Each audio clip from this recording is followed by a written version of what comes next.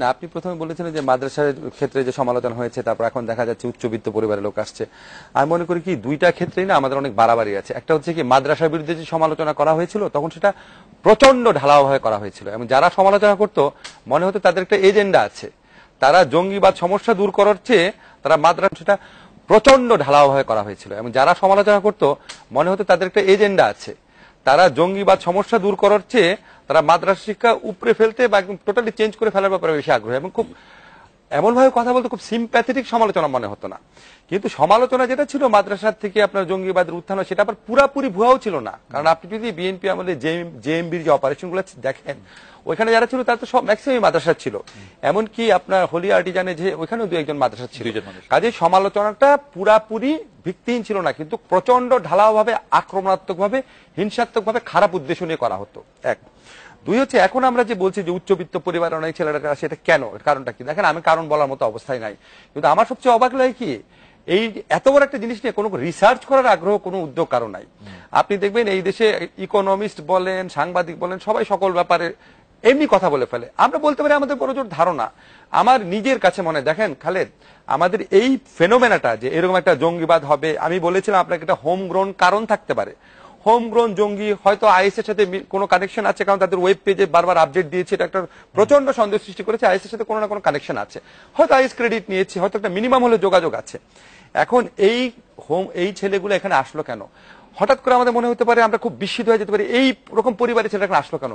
আমি তো মনে করি এই বিষয়টাও একটা বোকার মতো বিষয়। কারণ আপনি যদি বাংলাদেশের ইতিহাস দেখেন, যারা আফগানিস্তানে যুদ্ধ করেছে, যারা প্যালেস্টাইনিদের পক্ষে যুদ্ধ করেছে, যারা সিরিয়াতে গিয়েছে, তাদের মধ্যে কেউ কি সম্পন্ন ঘরের ছেলে ছিল না? তারা কি সব ফকিরের ছেলে ছিল, গরিবের ছেলে ছিল?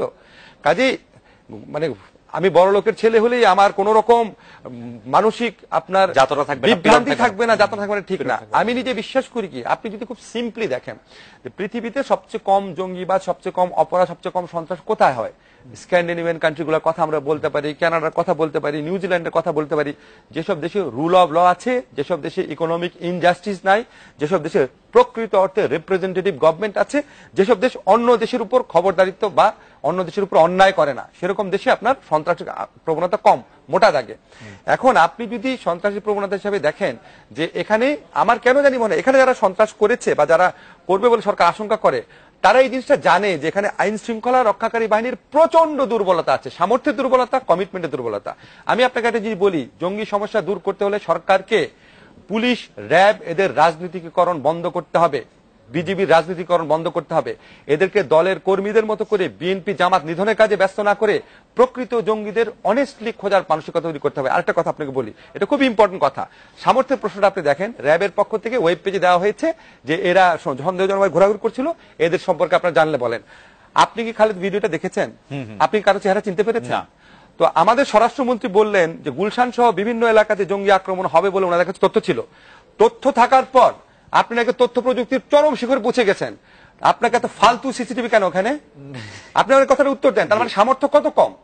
আপনি আরেকটা জিনিস দেখেন, এগুলি তো না, আমাকে একটু বলতে দেন। আরেকটা কথা হচ্ছে, যখন প্রথম জঙ্গিদের নাম বলো ডন, বিকাশ, এটা আপনি যতই যুক্তি দেন না কেন, পুলিশ যে মানুষের কাছে মিথ্যাচার করে, সরকার যে মানুষের কাছে মিথ্যাচার করে, প্রকৃত অপরাধীকে ঢেকে দেয়, এগুলি মানুষের সেটি বোঝা গেল কিনা যে মিথ্যা। সেটা যদি জঙ্গিরা কি আপনার আমার চেয়ে কম স্মার্ট, তারা যদি বলে বুঝে যে এই সরকারের সামর্থ্য এবং আন্তরিকতা দুইটার ক্ষেত্রে বিরাট ঘাটতি রয়েছে, তাহলে তারা আরো বেশি কাজ করার চেষ্টা করবে।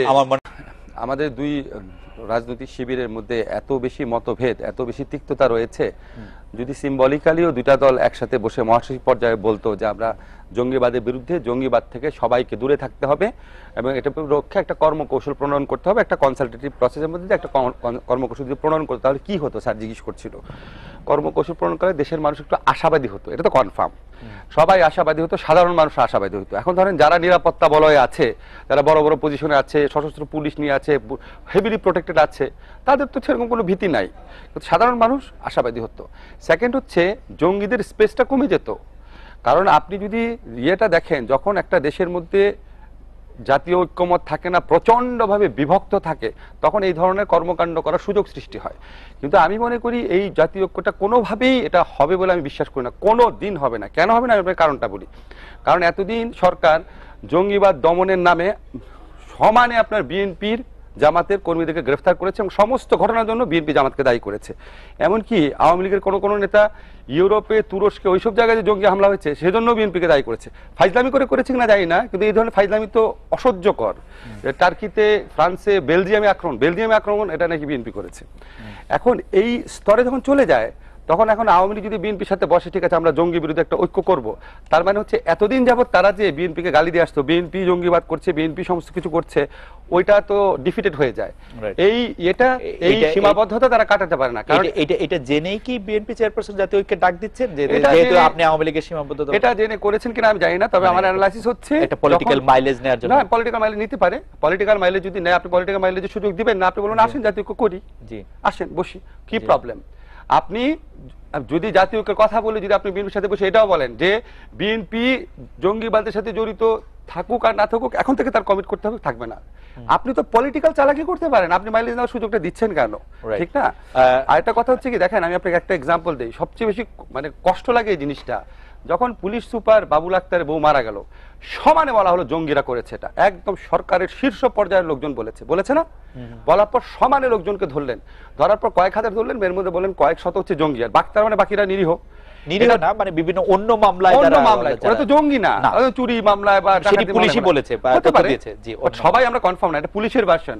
আমরা এখন এমন একটা যুগে বাস করি যে পুলিশ বলেছে আমরা খুব সিরিয়াসলি নিচ্ছি, কিন্তু আমাদের দেশের ঐতিহ্য সিরিয়াসলি নিচ্ছি না, মানে পুলিশ বলেছে বিশ্বাস করছি। অনেকে কেউ, আমি অবশ্য করি না, আমি আপনি করেন, কেউ বলার চেষ্টা করে পুলিশ বলেছে।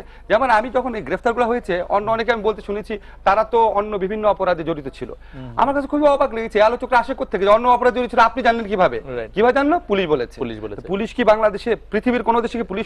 আমাদের এটা বিপদ হয়েছে ডক্টর নজরুল, আপনি নিশ্চয়ই খেয়াল করেছেন যে একদিকে পুলিশ বলছে যে ওরা অন্য অপরাধে অপরাধী, অন্যদিকে বিএনপির ওরা বলছে যে ওরা বিএনপি জামাতের কর্মী। আচ্ছা ধরেন অন্য অপরাধে, বিএনপি জামাতের কর্মী, ঠিক আছে, মানে যাদেরই ধরা হোক তাদেরই বিএনপি জামাতের কর্মী, অন্য অপরাধে অপরাধী, যাই হোক।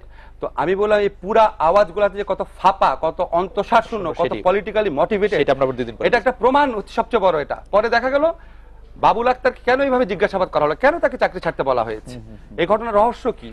তা আপনি যখন আপনি যারা বলেন আজকে জঙ্গিবাদের বিরুদ্ধে জাতীয় ঐক্যটুকু, কিসের জাতীয় ঐক্য? প্রথম দরকার হচ্ছে সরকারের সদিচ্ছা এবং সামর্থ্য।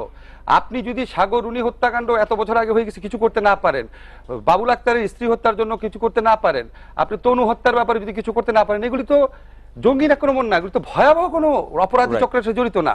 আপনি যদি এগুলি আনার্ট করতে না পারেন, তাহলে আইদার আপনার ইচ্ছা নাই অথবা সামর্থ্য নাই।